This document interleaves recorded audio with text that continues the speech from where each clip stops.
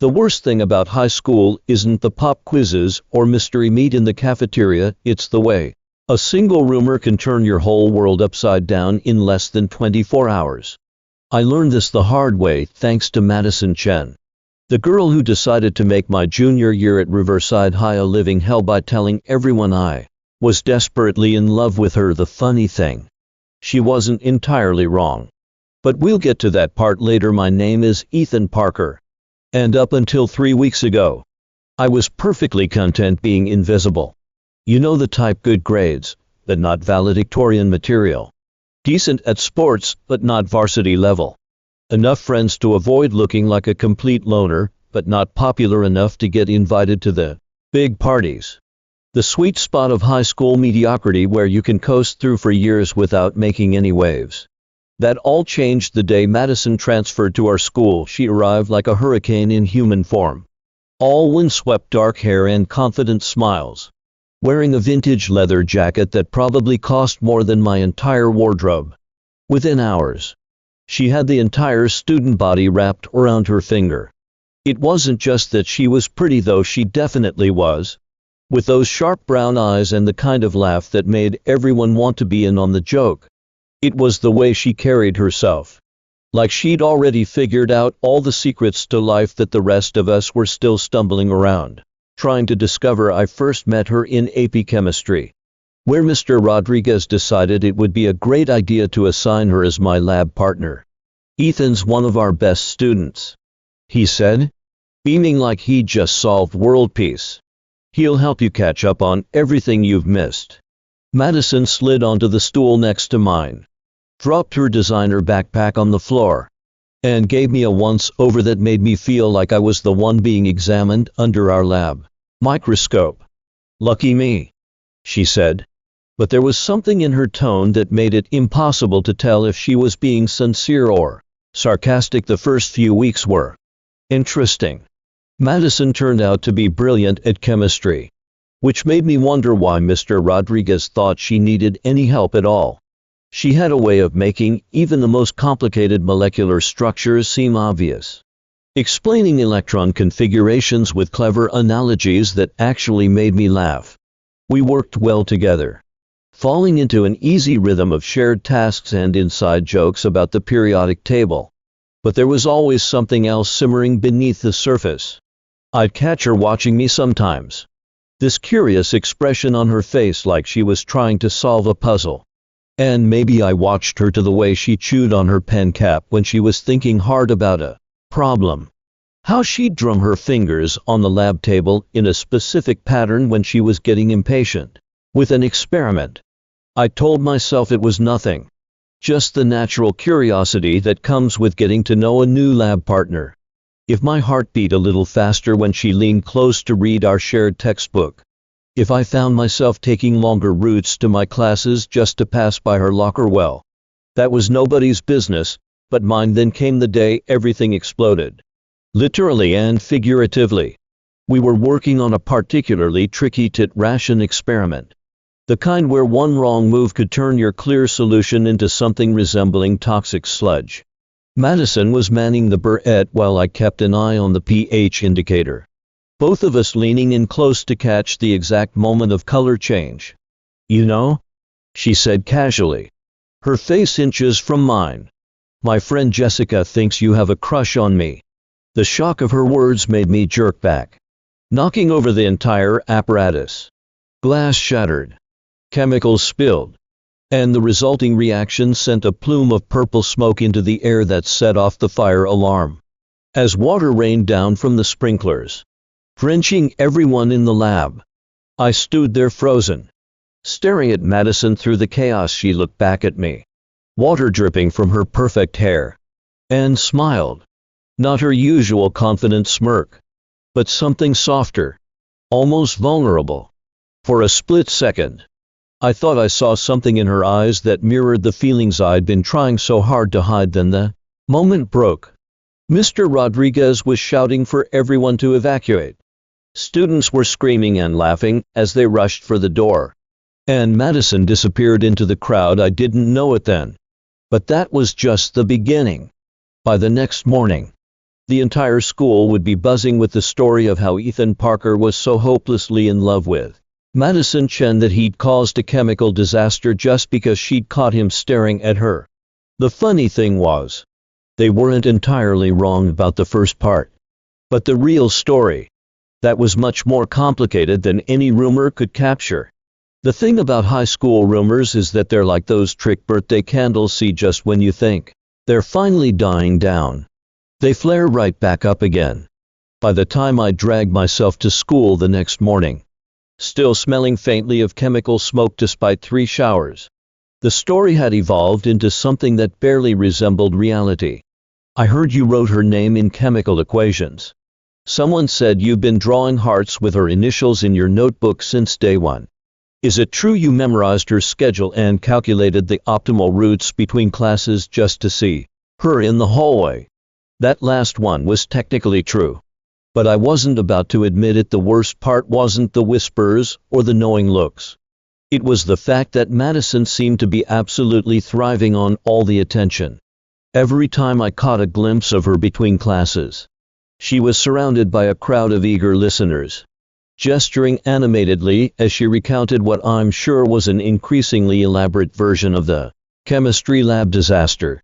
"You're totally overthinking this," my best friend Alex said during lunch, watching me methodically shred a sandwich into tiny pieces instead of eating it. "So what if people think you like her? Half the guys in school do anyway. That's not helping," I muttered. But Alex wasn't done. "Besides," she continued, stealing one of my mangled sandwich pieces, "have you considered the possibility that she's spreading these rumors because she actually likes you back?" I nearly choked on my water. "That's ridiculous. Why would someone who likes you try to publicly humiliate you?" Alex gave me her patented "you're being an idiot" look. "Because she's new here and probably just as scared of putting herself out there as you are. Because sometimes it's easier to hide real feelings behind a joke. Because she's standing right behind me. Isn't she?" The way Alex's eyes widened was all the confirmation I needed. I turned slowly, already feeling the heat creeping up my neck, to find Madison Chen herself standing at our lunch table, looking impossibly put together in a vintage band t-shirt and high-waisted jeans. "Hey, lab partner," she said, sliding into the empty seat next to me like she belonged there. "We need to talk about our makeup assignment for yesterday's incident." Alex, the traitor, was already gathering her things. "Would you look at that? I just remembered I have a thing in the place. See you later, Ethan." And she was gone, leaving me alone with the architect of my social destruction for a long moment. Neither of us spoke. I stared at my demolished sandwich while Madison drummed her fingers on the table. "See that same rhythmic pattern from chemistry class that I definitely hadn't memorized? You know?" she finally said, her voice softer than usual. "You haven't asked me why I did it." "Did what?" "Turned me into the school's biggest joke. Told everyone you had a crush on me." I risked a glance at her face and immediately regretted it. She was looking at me with those intense brown eyes, all traces of her usual smirk gone, replaced by something that looked almost like vulnerability. "Would you believe me if I said I was testing a hypothesis?" That startled a laugh out of me. "What hypothesis?" "How quickly can we destroy Ethan Parker's social life?"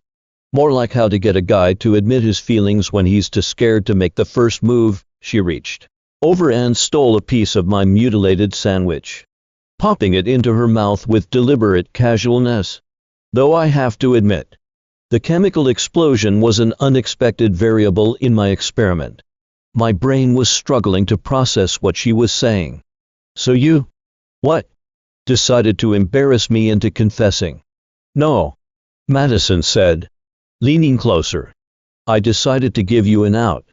If you didn't actually like me, you could just laugh it off as a ridiculous rumor. But if you did..." She left the sentence hanging, raising one perfectly arched eyebrow in challenge. And there it was. See, the moment where I could either dive deeper into denial or finally admit the Truth that had been building since the day she walked into our chemistry class. The truth that everyone apparently already knew. But before I could respond, the cafeteria erupted in chaos. Because of course it did. Jessica Chen, see no relation to Madison, but definitely the source of the original friend who thinks you have a crush. Comments he had apparently decided that Madison was spending too much time at the wrong lunch table.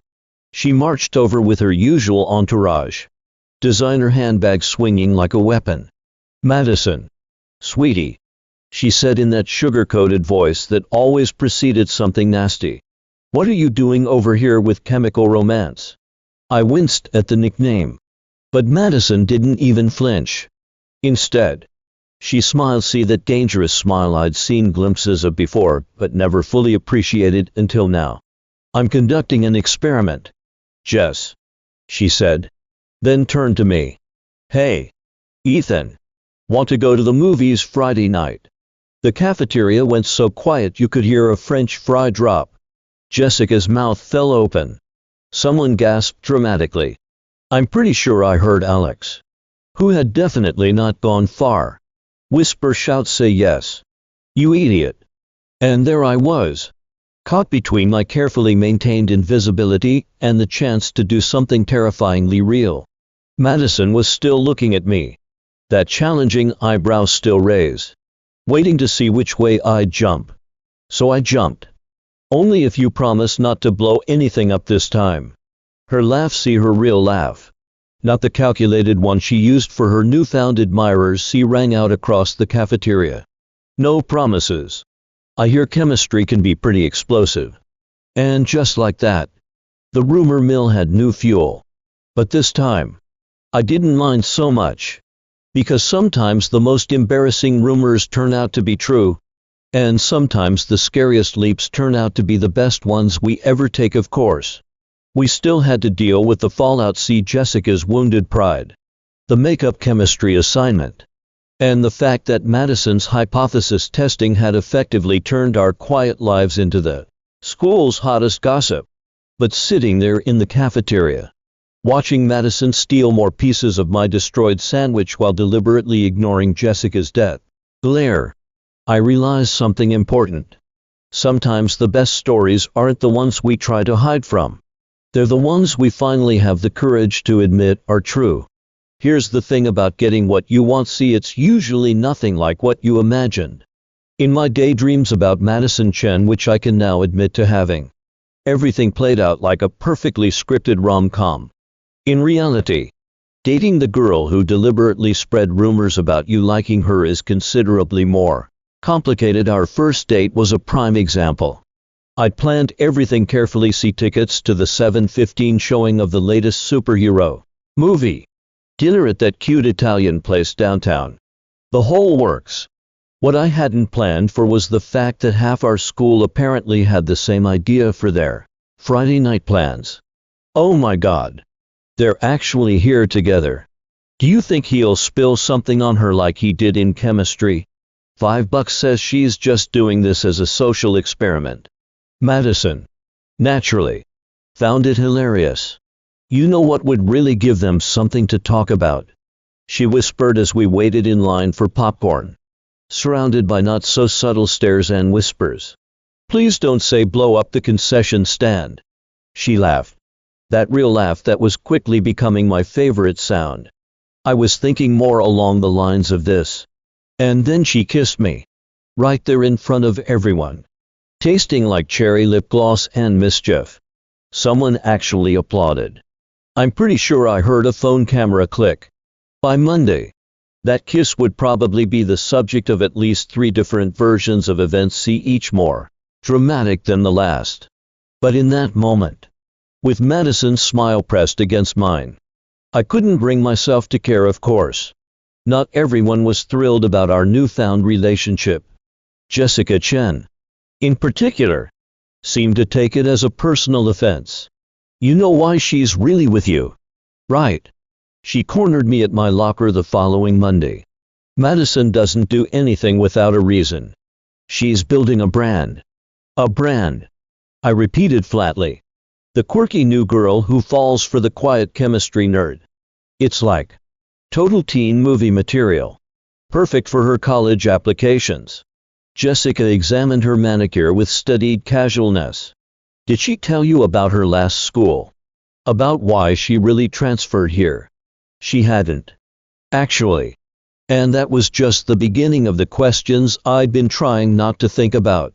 Why had Madison transferred in the middle of junior year? Why had she chosen to focus her attention on me? Of all people. And most importantly, was any part of this real? Or was I just playing a role in someone else's carefully constructed narrative? The worst part was, I couldn't even be mad at Jessica for planting these doubts. Because they'd already been there. Lurking beneath the surface of every interaction Madison and I had. You're doing it again, Madison said during chemistry class. Not looking up from our shared lab notebook where she was sketching out molecular structures with perfect precision. Doing what? Thinking too hard? She added a final flourish to her drawing and turned to face me. You've got that same look you had right before you knocked over the tit ration experiment. Like you Ray about to accidentally blow something up because you? Ray overthinking it. I hesitated. Trying to find the right words. Why me? Madison set down her pen. Giving me her full attention. The thing about Madison's full attention is that it's like standing in the spotlight, thrilling and terrifying in equal measure. You want to know the real reason I noticed you? She didn't wait for my response. That first day, when everyone else was falling all over themselves to impress the new girl, you were the only one who didn't seem to care. You were too busy correcting Mr. Rodriguez's equation on the board when he wasn't looking. I felt my face heat up.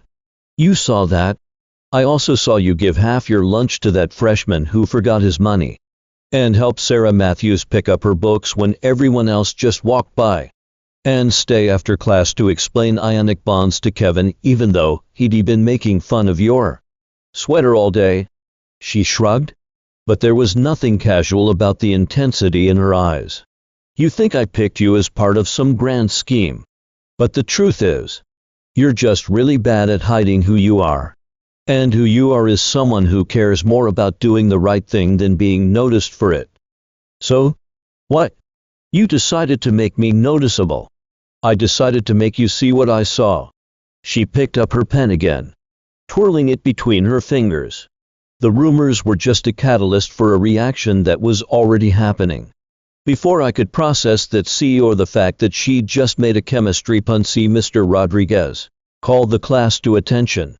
But as we turned to face the front, Madison's hand found mine under the lab table. Her fingers intertwining with my own like it was the most natural thing in the world, and maybe it was. Maybe sometimes the most complex reactions can be broken down into simple elements. Boy meets girl.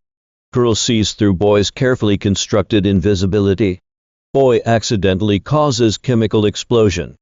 Girl turns it into a school-wide spectacle. And somehow, improbably, it all works out, but of course, it wasn't quite that simple. Because that's when Jessica decided to drop her bomb. I hate to be the one to tell you this, she announced loudly from the lab station behind us. But did you know your girlfriend used to run a pretty interesting blog at her old school? The one she got kicked out of. Madison's hand went rigid in mine.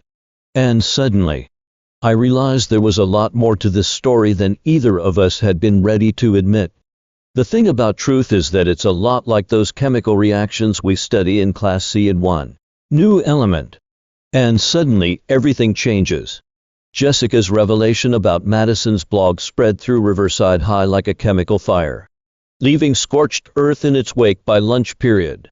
Everyone had a theory about what got Madison kicked out of her old school. The stories ranged from somewhat plausible she'd exposed a cheating ring to absolutely ridiculous. She'd hacked the school's mainframe to give everyone perfect grades. But Madison herself was nowhere to be found.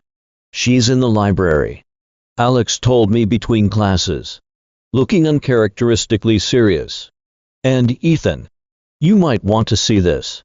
She handed me her phone. Open to a cached version of a blog called Chemical Reactions of the Heart. The banner showed a familiar vintage leather jacket thrown over a lab coat. And the tagline read, "Because love is just chemistry by another name."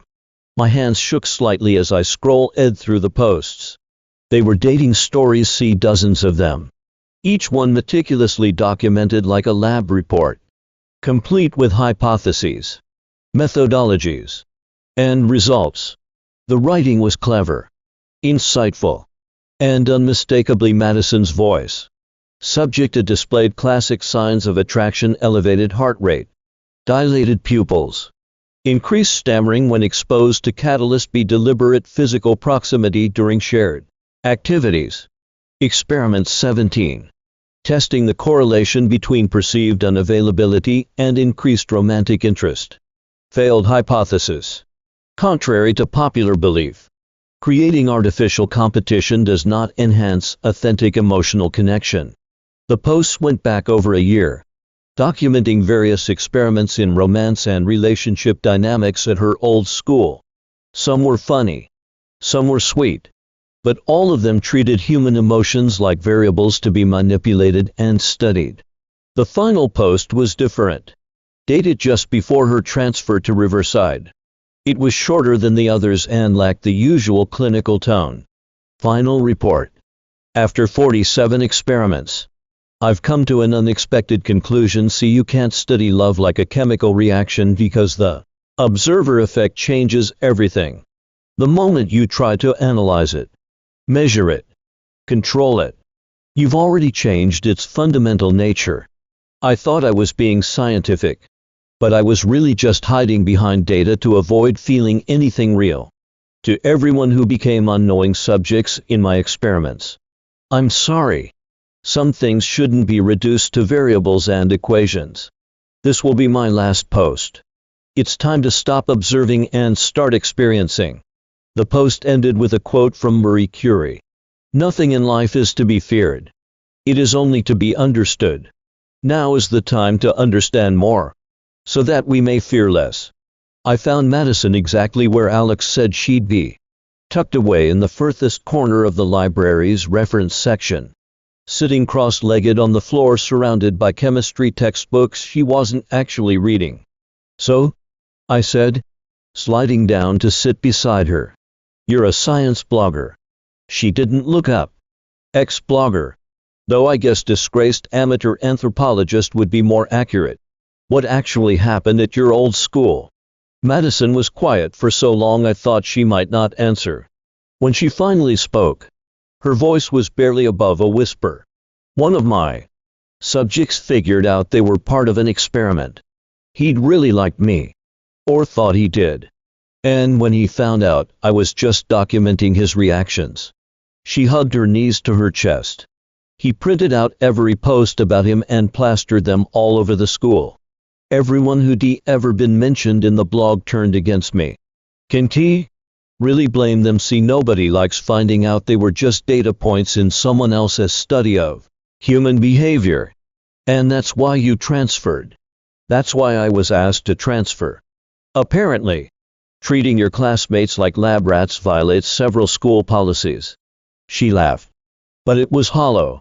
"The irony is, I started the blog because I was scared of actually connecting with people.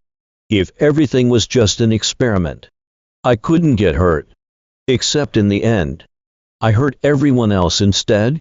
Finally, she looked at me, and I saw real fear in her eyes. "The rumors about you, they weren't an experiment. I know it probably seems that way now. But, Madison," I interrupted, "I read the whole blog." Her face went pale. "Oh, including the last post, about stopping the experiments and starting to experience real things."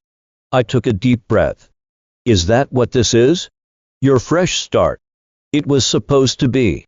She picked at a loose thread on her jacket. "But then I met you. And you were just so genuine. And I started falling for you for real. And it terrified me because I didn't know how to do this without analyzing everything to death. So I fell back into old patterns, see, spreading rumors, controlling the narrative. I didn't want to be the subject this time. I wanted to be the one in control. How's that working out for you? A ghost of her usual smile appeared. Terribly. Turns out feelings don't follow proper experimental procedures. Good thing I'm not great at following procedures either, I said, thinking back to our various chemical disasters. Remember what you told me about my problem? That you think too much. Exactly. I reached over and took her hand, noting with a sort of detached scientific interest that both our palms were sweaty. So maybe we both need to stop thinking so much and just see what happens, without documenting it. Well, I pretended to consider. Maybe we could keep one lab notebook. You know? For posterity. She laughed, see her real laugh this time, see, and leaned her head against my shoulder. Hypothesis, she said softly. Sometimes the scariest experiments yield the best results. Methodology. Stop hiding behind rumors and blog posts and just be honest. And the expected outcome. Madison turned to face me. And this time when she kissed me, there was no audience to perform for. No data to collect. No variables to control. It was just us, hidden among the reference books, learning a different kind of chemistry altogether. I think, she said when we finally broke apart, this is one experiment where we'll have to discover the results as we go. Of course.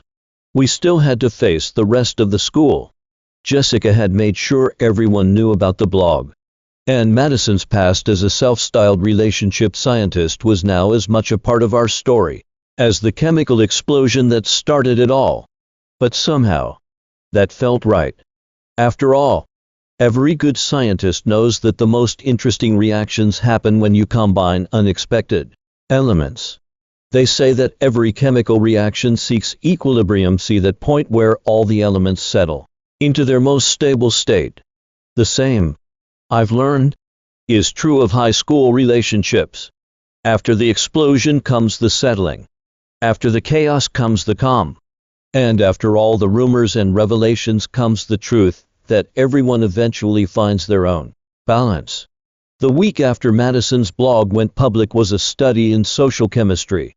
The reactions were about what you'd expect. Some people were fascinated. Others were scandalized. And Jessica Chen was insufferably smug about having exposed the truth. But the really interesting reactions were the ones nobody saw coming. It started with Kevin, of all people, approaching our lunch table with an awkward shuffle. So, that stuff you wrote about experiment 23, he said to Madison. About the guy who acted tough because he was afraid of being seen as vulnerable. That was about me, wasn't it? Madison set down her sandwich, her face carefully neutral. Kevin. No. It's cool. He interrupted. You were right. About all of it. And, thanks for not using my name. Even back then. He glanced at me. You got a good one here, Parker. Even when she was treating us all like science experiments, she was weirdly ethical about it. After Kevin, others started coming forward. Sarah Matthews admitted she'd actually loved being described as a catalyst for genuine social interactions. The freshman Madison had written about as displaying remarkable resilience in the face of social hierarchy. Pressures now wore it like a badge of honor. Even some students from her old school started commenting on the archived blog posts, sharing their own perspectives on the experiments they'd been part of. I've created a monster, Jessica complained loudly in chemistry class. Everyone's treating her like some kind of teen relationship guru now. Sounds like someone's hypothesis about public humiliation didn't yield the expected results. Madison replied sweetly, not looking up from where she was helping me balance equations. That's when Mr. Rodriguez dropped the real bombshell. Speaking of hypotheses, he said, pausing at our lab station. I just finished reading through all your old blog posts. Ms. Chen. Fascinating application of scientific methodology to social dynamics. In fact, it's given me an idea for your final project. Madison and I exchanged worried looks. The chemistry final was worth 30% of our grade. And Mr. Rodriguez was notorious for assigning challenging projects. You'll be partnering up to design and conduct your own original experiment, he announced to the class. And thanks to Ms. Chen's unique perspective, this year we're adding a twist.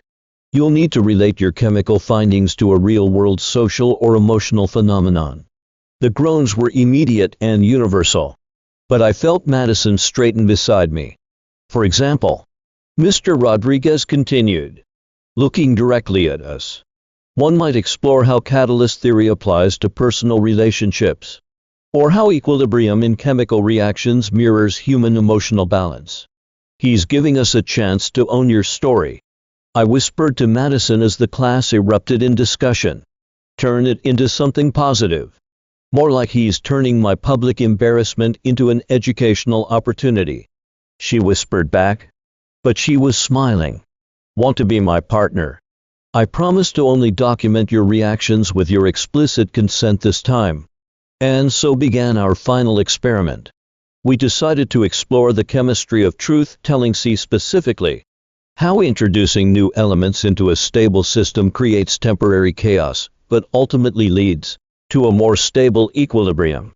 It was part chemistry, part psychology, and part personal history. We used the purple smoke incident as our starting point, tracking how one catalyst, Madison's rumor, had created a chain reaction throughout the school's social ecosystem.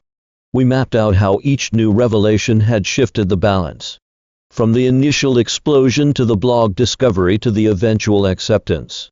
It's kind of beautiful, actually, Madison said one evening as we sat in my backyard, surrounded by charts and notebooks.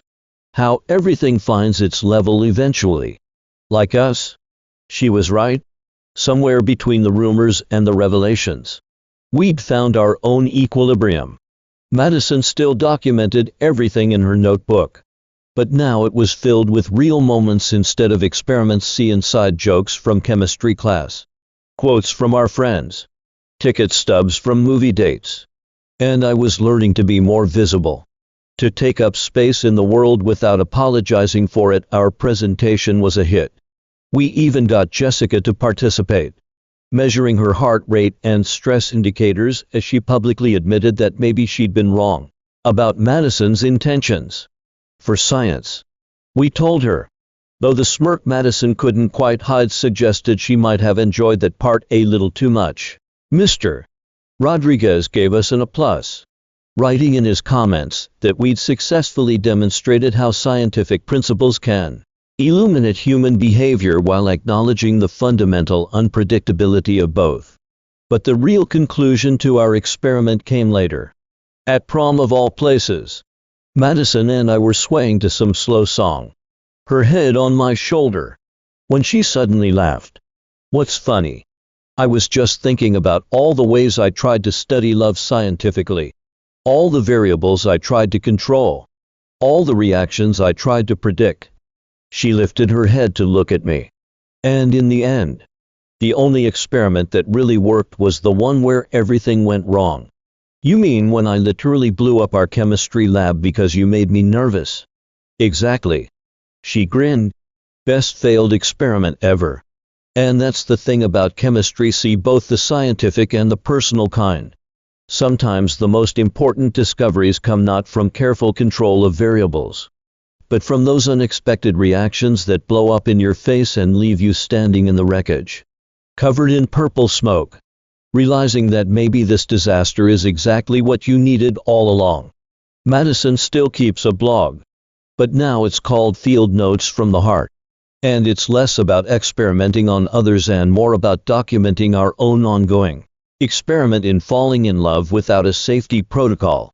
Sometimes she lets me add my own observations, though I still maintain that subject displayed adorable confusion when presented with chocolate is not proper scientific notation. Jessica eventually came around, though she still rolls her eyes whenever Madison and I get too scientifically romantic in public. The chemistry lab has remained explosion-free mostly, and Mr. Rodriguez only brings up our infamous tit ration incident when he needs to remind current students about proper lab safety protocols is for me. I've learned that sometimes the best hypotheses are the ones we form after the experiment, not before. That love isn't something you can study from a safe distance, so you have to be right in the middle of the reaction, risking the explosions, embracing the chaos, and trusting that eventually everything will find its balance. Because in the end, that's what chemistry is all about. The courage to combine different elements and see what happens. The wisdom to learn from the explosions. And the faith that even the most volatile reactions can lead to something beautiful. Just ask Madison Chen, the girl who turned my life into a scientific experiment and ended up proving that sometimes the most embarrassing rumors turn out to be the truest ones of all.